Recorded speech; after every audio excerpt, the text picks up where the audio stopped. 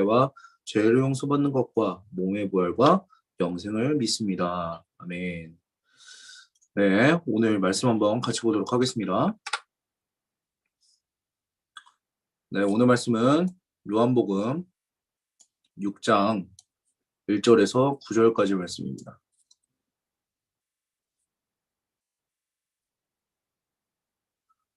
전서 읽도록 하겠습니다. 그 후에 예수께서 갈릴리 바다 곧 디베랴 바다 건너편으로 가시매 큰 무리가 따르니 이는 병인들에게 행하시는 표적을 보미러라.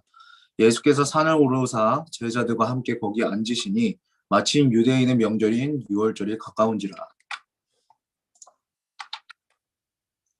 예수께서 눈을 들어 큰 무리가 자기에게 오는 것을 보시고 빌립에게 이르시되 우리가 어디서 떡을 사서 이 사람들로 먹게 하겠느냐 하시니 이렇게 말씀하시면 친히 어떻게 하실 것을 아시고 빌립을 시험코자 하심이라.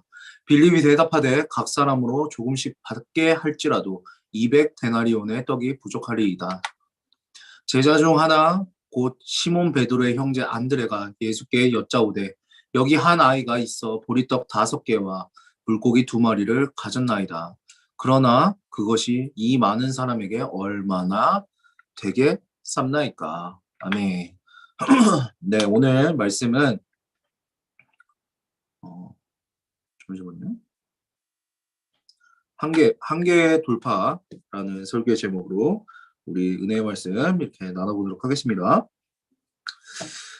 세계적인 자동차 브랜드인 여러분 뭐 알지 모르겠지만 차에 관심이 있으면 이거 딱 봤을 때 어떤 차들 브랜드인지 다 알 거예요. BMW, 폭스바겐, 아우디, 벤츠, 포르쉐. 여러분 혹시 이 차들의 국적이 어디인지 알아요? 어디인지? 모두 독일에서 만들어진 차들입니다.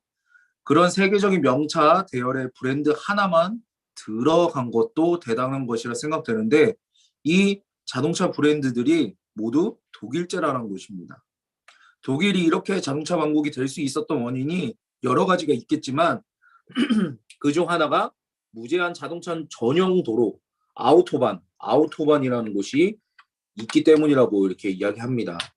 아우토반이 처음 건설되던 1930년대만 해도 도로에는 차가 몇 대 없을 때였습니다. 하지만 그런 도로가 있으니까 거기 달려야 할 성능 좋은 차들을 만들어 내었던 것입니다. 지금까지 아우토반에서 기록된 자동차의 최고 속도는 1938년 벤츠가 기록한 시속 432km였다고 합니다. 지금부터 80년 전에 세운 기록이라는 게 믿기지 않습니다.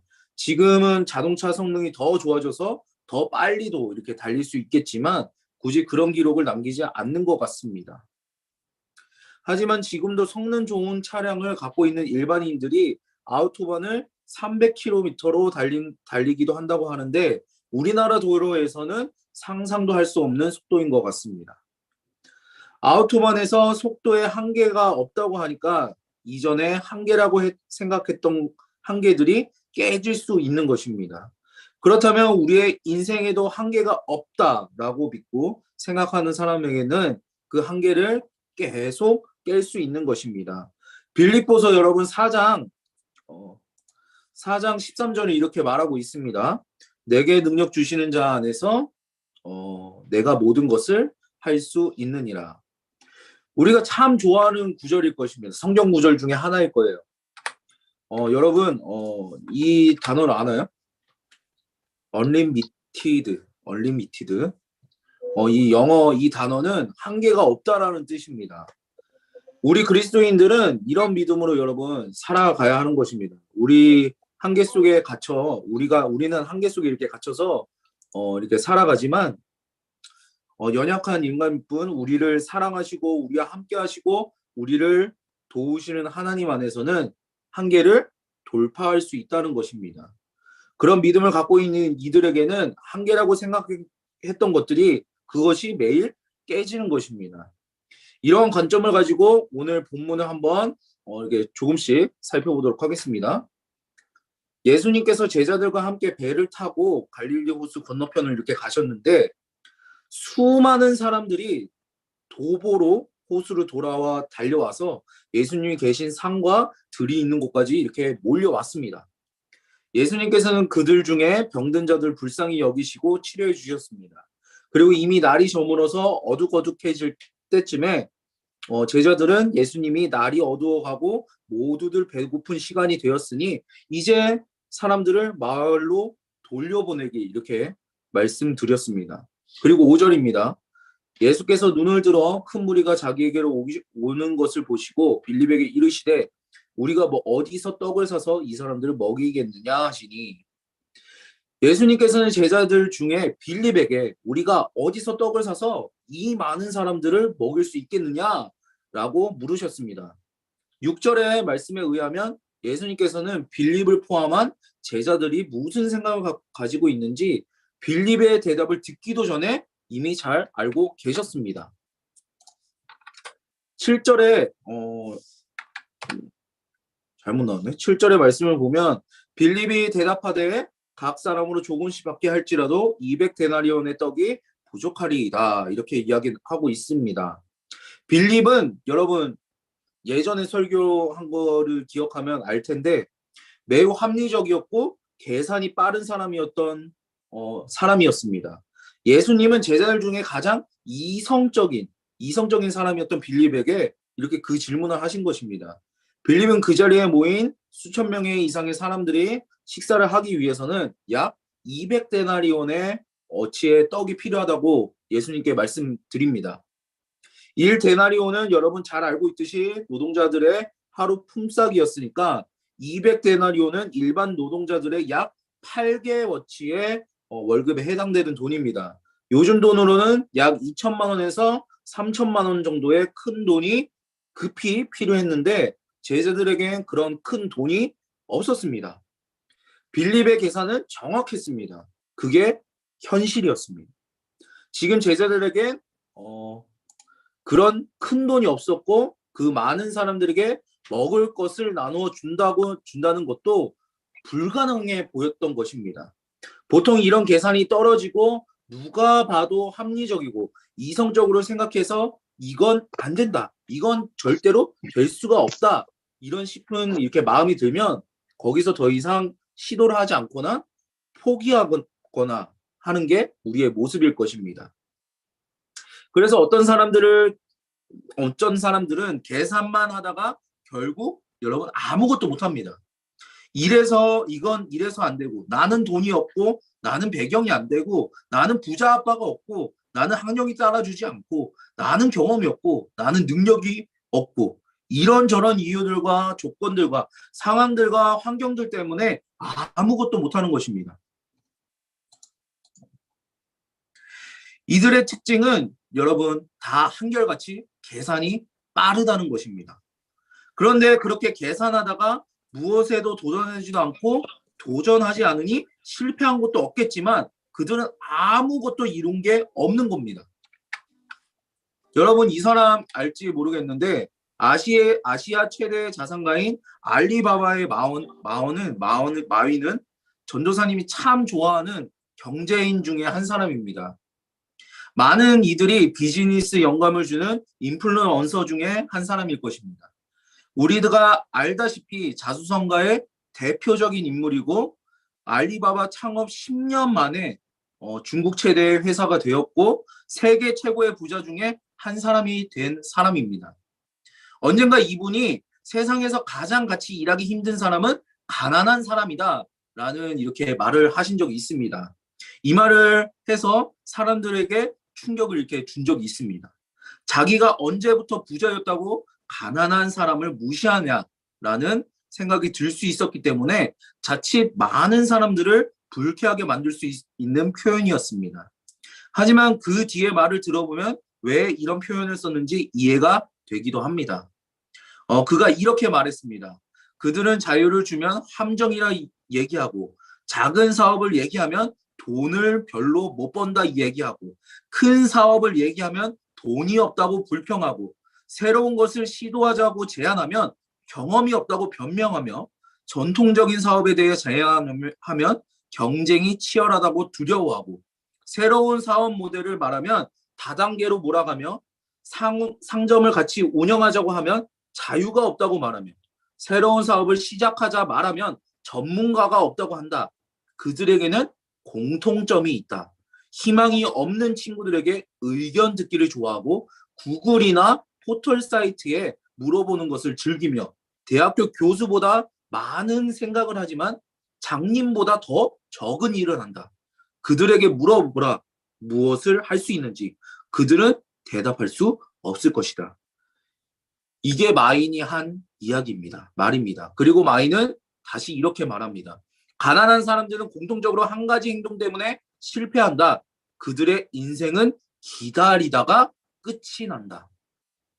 비즈니스적인 면에서 성공하지 못하는 사람들의 특징은 계산만 하다가 주저주저 하다가 기회가 오기만을 기다리고 있다가 결국 실패한다는 것입니다. 그들의 인생은 기다리기가 끝이 난다는 것입니다. 그들의 인생은 기다리기만 하다가 끝이 난다는 것입니다. 계산만 하다가 주어진 시간을 흘러보내고 인생을 낭비하지 말라는 것입니다. 하지만 다른 사람들에게도 똑같이 시간이 주어졌고 그들은 계산을 잘못하니까 그냥 시도하고 도전하고 해보고 있는 것입니다. 실패할지라도 많은 것을 까먹는다고 할지라도 그렇게 도전하는 사람들에게 성공의 기회도 여러분 주어지는 것입니다. 그래서 때로는 너무 똑똑하고 합리적인 게 믿음 생활에 있어서 도움이 안 될 때가 많습니다. 빌리처럼 너무 계산이 빠르고 똑똑한 사람들은 믿음이 잘 자라나지 않습니다. 그 사람은 다른 사람들보다 책도 많이 보고 아는 것도 많고 합리적인 생각도 많이 가지고 있을 것입니다.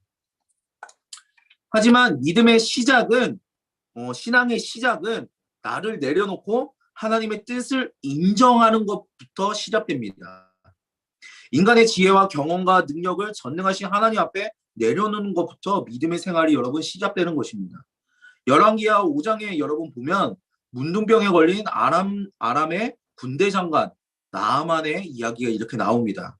그가 하나님의 기적을 일으키는 엘리사 선지자에게 많은 재물을 갖고 와서 자신의 병을 좀 고쳐달라고 요청합니다. 엘리사는 밖에 나와 나아만을 영접하지도 않은 채로 심부름과 하나 보내서 요단강에 들어가서 7번 그냥 목욕하세요 라고 이렇게 전합니다. 나아만은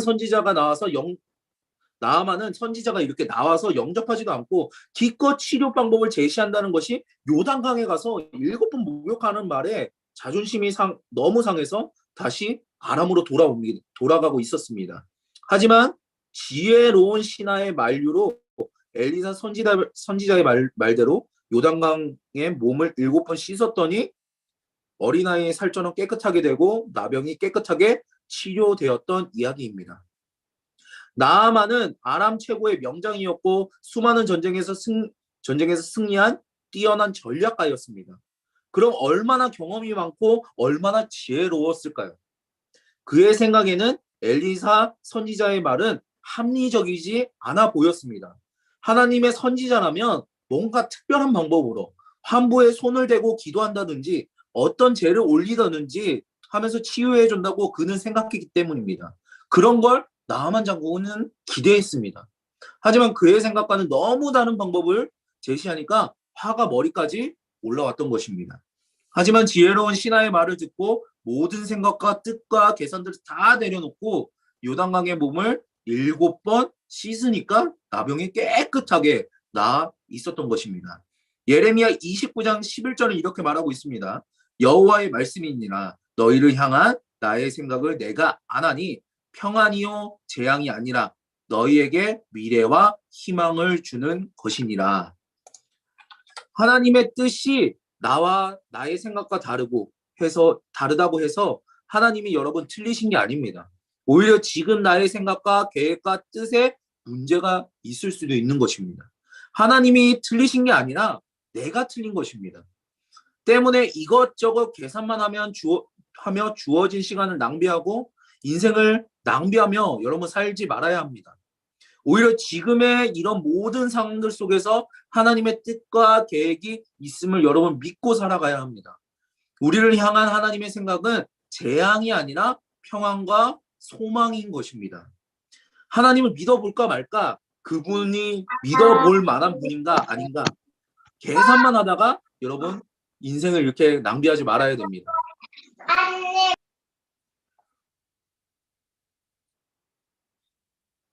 나만 장군과 같은 그냥 요단강에 몸을 이렇게 던지듯이 믿음으로 하나님께 여러분의 인생을 이렇게 맡기길 바랍니다.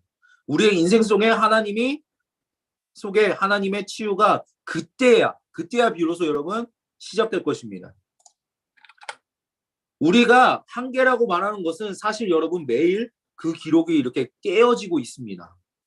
그 당시 분명 인간 한계라고 생각했는데 누군가는 그 한계를 돌파하고 그 다음 단계의 문을 열고 들어가고 있는 것입니다.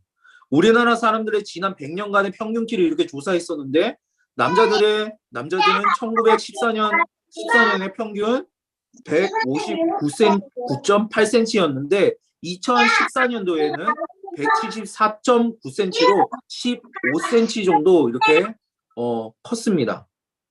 여자들의 경우에는 142.2cm에서 162.3cm로 20cm 넘게 이렇게 커버렸습니다. 지난 100년 동안 우리나라 사람들은 아시아에서 가장 키가 많이 큰 민족이 되었습니다. 아마도 경제가 빠르게 성장하고 식단이 좋아져서 그런 것 같습니다. 얼마나 더 클지는 모르겠으나 우리는 지난 100년 동안 우리가 한계라고 생각했지만 그 한계는 누군가에 의해서 매일 깨지고 갱신되고 있다는 것을 우리는 기억해야 됩니다. 오늘 본문 9절 말씀을 보면 여기 이렇게 말하고 있습니다. 여기 한 아이가 있어 보리떡 5개와 물고기 2마리를 가지고 있나이다. 그러나 그것이 이 많은 사람에게 얼마나 되겠사옵나이까. 이렇게 말하고 있습니다. 예수님과 빌립의 대화를 듣고 있었던 베드로의 형제 안드레는 빌립보다는 좀 더 행동적인 사람이었던 것 같습니다. 빌립은 머리로 얼마의 돈이 있어야 그 5,000명의 사람들을 먹일 수 있을지 계산하고 있었다면 안드레는 뭐라도 먹을 것을 찾아봤던 것 같습니다. 하지만 안드레가 구해온 음식은 어린아이 하나가 내놓은 작은 도시락인 보리떡 5개와 많은 생선 2마리인 5병이어 뿐이었습니다. 안드레도 잘 알고 있었습니다. 그러나 그것이 이 많은 사람들에게 얼마나 되겠사옵나이까 이렇게라고 말한 것입니다. 그 작은 도시락을 갖고는 5,000명을 먹인다는 것은 여러분 불가능한 일이었습니다. 여러분 유튜버 중에 미라클이라는 채널을 운영하는 박이라는 이렇게 청년이 있습니다. 이 청년은 2014년도에 사고로 전신마비가 이렇게 되었는데 당시 의사는 머리 아래로 평생 못 움직일 거라고 그렇게 이야기했습니다. 그런데 가족들을 비롯한 많은 성도들의 중보기도를 통해서 손가락을 움직이게 되었고 하루도 빼먹지 않는 재활운동을 통해서 하반신을 제외한 상반신을 어느 정도 움직이게 된 것입니다. 멋지고 잘생긴 청년에게 여러분 이 장애가 얼마나 여러분 절망적이었을까요? 그 몸으로 여러분 뭘 할 수 있을까요? 그러던 중에 하나님께서 그에게 자신처럼 어려움을 겪고 있는 이들을 위로하고 그들에게 희망을 전해주라는 말씀을 받게 되고 이 유튜브 채널을 운영하게 되었다는 것입니다. 그의 유튜브 채널을 여러분 한번 찾아보면 지금 그는 혼자서 운전도 할 수 있고 스쿠버 다이빙도 하고 심지어 경비행기까지 운전하는 것에 도전하기도 합니다. 그에게 장애인으로서의 한계는 없는 것입니다. 그가 1년 전에 올린 1분 30초짜리 짧은 영상의 엔딩에서 그는 이렇게 말하고 있습니다. 당신의 생각을 제한하는 것이 장애입니다. 생각을 제한하고 있는 것 자체가 장애라고 말하고 있습니다. 빌립은 계산기만 두드리고 있을 때 안드레는 그래도 뭐라도 해보려고 이리저리 음식을 구하러 다니다가 작은 소년이 건네준 오병이어를 들고 예수님께 와서 이 적은 오병이어가 얼마나 되겠습니까? 5,000명을 먹이기에는 너무나 터무니없습니다. 너무나 부족합니다. 예수님 불가능한 일입니다. 라고 말하고 있는 것입니다. 그런데 박이 형제와 말과 같이 몸이 어디 불편한 것이 장애가 아니라 우리의 생각을 제한하는 것 자체가 여러분 장애인 것입니다. 그때부터 우리는 자꾸 한계에 부딪히는 것입니다. 나는 이래서 안 되고 저래서 할 수 없고 불가능하고 도전할 수는 없고, 그렇게 마음의 장애를 갖고 있으면 아무것도 할 수 없는 것입니다. 우리는 지금도 여전히 코로나19로 인해서 우리 모두에게 시련과 고난을 주고 있습니다. 우리 청소년 교회도 그리고 청년도 어렵습니다. 언제부터 괜찮을 것이라는 어떤 희망적인 여러분 전망도 없습니다. 백신을 맞는다고 할지라도, 지금 주사를 맞고 있는다 할지라도 이 상황이 언제까지 지속될지 전망하기 어렵습니다. 분명 어려운 건 여러분 맞습니다. 어쩌면 안드레가 이게 얼마나 되겠습니까? 라고 말했던 것처럼 절망적일 수 있습니다. 지금 여러분의 현실도 암담하고 내일이 보이지 않는 생활을 겨우겨우 이어가고 있을 것입니다. 이 상황에서 뭘 할 수 있을까? 오병이어처럼 이 보잘것없는 조건에서 뭘 할 수 있을까? 내 형편없는 능력과 자본을 갖고 뭘 할 수 있을까? 라고 생각이 들 수도 있을 것입니다. 하지만 우리에게 한계라고 보이는 것들은 매일 누군가에 의해서 깨지고 갱신되어 가고 있는 것입니다. 나의 생각을 제한하기 시작하면 마음의 장애를 갖게 됩니다. 그러나 그 생각을 깨트리고 그 마음의 장애를 깨트리고 믿음의 눈을 들어 전능하신 하나님, 우리에게 모든 것을 가능케 하신 하나님을 신뢰하며 살아가는 사람들에게는 여러분 어떠한 한계도 없다는 것을 여러분 기억하며 기도합시다. 여러분 기도하겠습니다. 하나님 아버지 감사합니다. 오늘 오병이어를 통해서 우리가 얼마나 한계를 가지고 살아가는지 깨닫게 됩니다. 주님, 나는 시간이 없고 나는 돈이 없고 자본도 없고 능력도 없고 아무 달란트도 없는 것 같습니다. 그래서 도전할 수 없습니다. 그래서 뭘 할 수가 없습니다. 그렇게 우리는 하나님한테 이야기합니다. 그러나 주님께서는 그 작은 오병이어로 5천 명이나 되는 사람들을 먹이셨습니다. 주님은 그 한계를 깨트리십니다.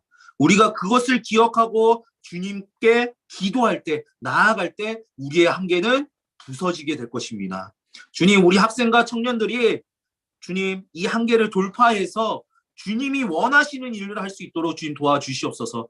주님, 지금은 비록 미약해 보이나 주님께서 도와주시면, 주님께서 함께 하시면 할 수 있음을 주님 매일매일 삶에서 주님 보여주시옵소서. 우리가 그것을 두고 기도하오니 주님 함께하여 주시옵소서. 감사합니다 주님. 그리고 사랑합니다. 이 모든 말씀 사랑과 자비에 충만하신 예수 그리스도의 이름으로 기도드립니다. 아멘. 네, 우리